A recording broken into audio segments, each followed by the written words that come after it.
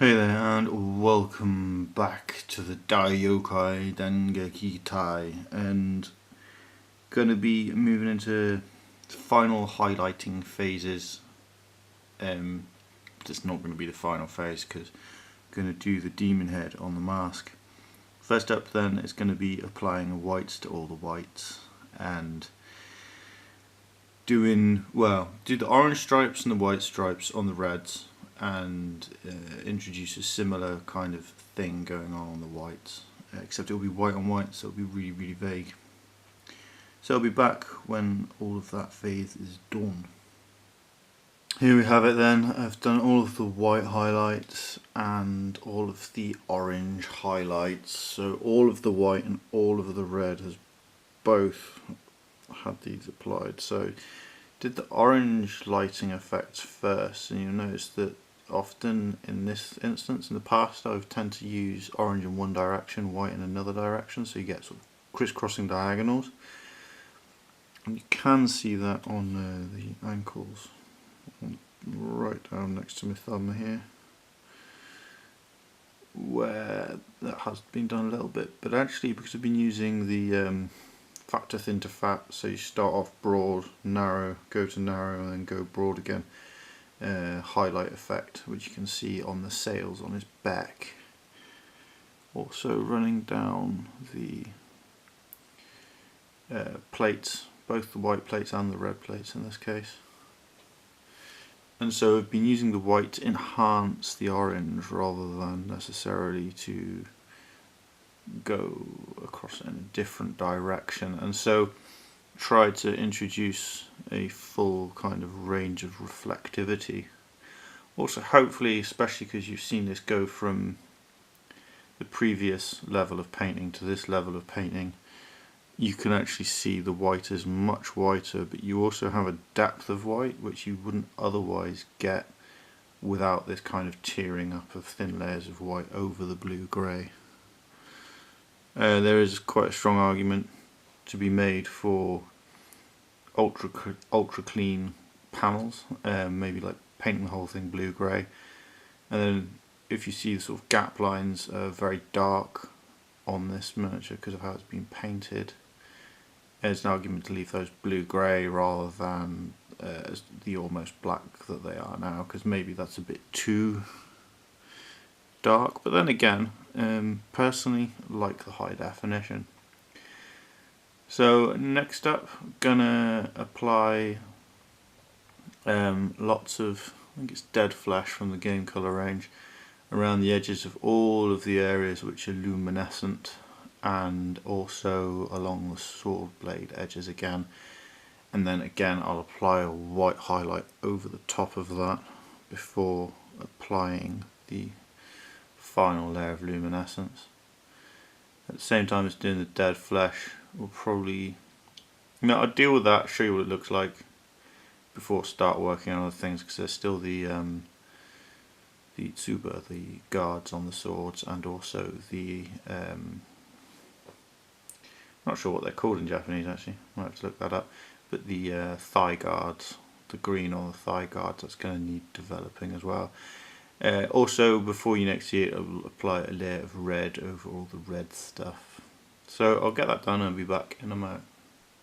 So here we go then, done all of the dead flesh around the edges of all of the glowy bits, including the sword blades and any indentation-y bit which was done in fluorescent green before, which is every unit in Infinity has some kind of level of holographic projection for camouflage, but very few have sort of full thermoptics or what have you, so everything is presumed to be able to sort of shift the patterns of its exterior and generate colours. For anybody that doesn't know and happens to be watching this, those of you who play Infinity, you already know all of this. And next up, going to be reapplying fluorescent paint to all of these. Now, not worried too much about the helmet, although I have done around the eyes, and also have noticed a couple of extra bits which can get fluorescent paint, and the fluorescent paint will be allowed to bleed a little bit over the edges of what's just been made light.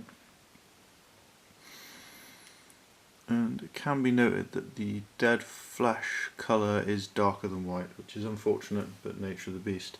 And hence a white highlight has just been run over the near edges to where the glow begins in all of the dead flesh. So hopefully this will help to create the gradient once put the fluorescent paint over the top.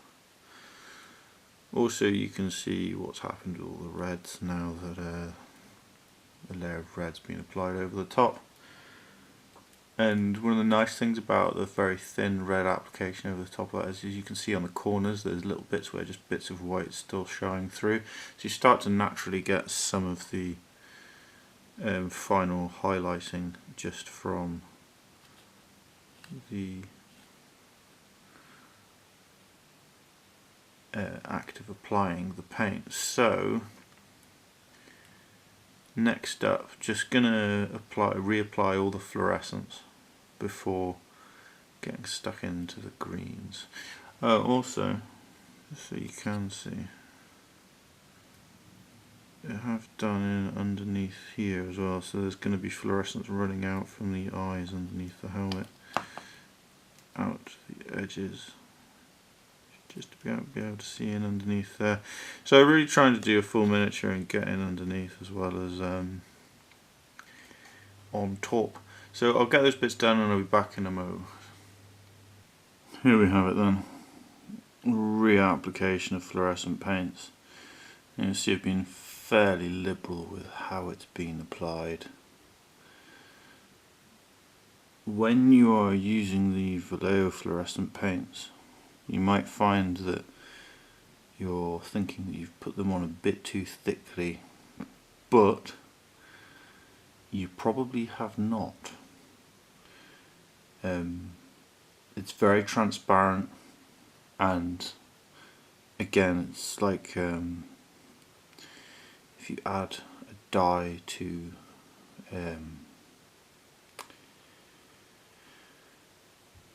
PVA glue, the dye may end up very thick because you put on a lot of PVA, but by the time it's dried and the PVA is condensed to a very thin layer, it becomes very translucent. Now, this isn't the final stage of painting, but I've been working on this for about 6 hours now, so gonna call this video at this point. So it's a highlighting / lighting effects mostly done. Next time now we'll deal with all the gold on the hilts of and guards of the swords, and deal with the final highlights on all the reds and all the whites, because they will all need just one last layer of touching highlights. Also the sword blades and around the luminous edges, that'll all have a final touch-in of a highlight as well, just to bring it all together and do all the final kind of details.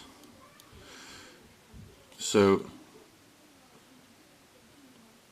the other thing is, hopefully you can see in under there is the luminous glow trails along the interior of the helmet out to the edge. And I've also covered the black with the fluorescent paint there, but you can't really see it, but just hoping it gives a bit of that glow. So there you have it. Hope it's been some interest and some use to you, and everything you're painting's coming out really well, especially any lighting effects you're doing. You seem to have a real thing for this luminescence. Like the word too, it's a cool word. So thank you for watching, have a good one and take care. Bye bye.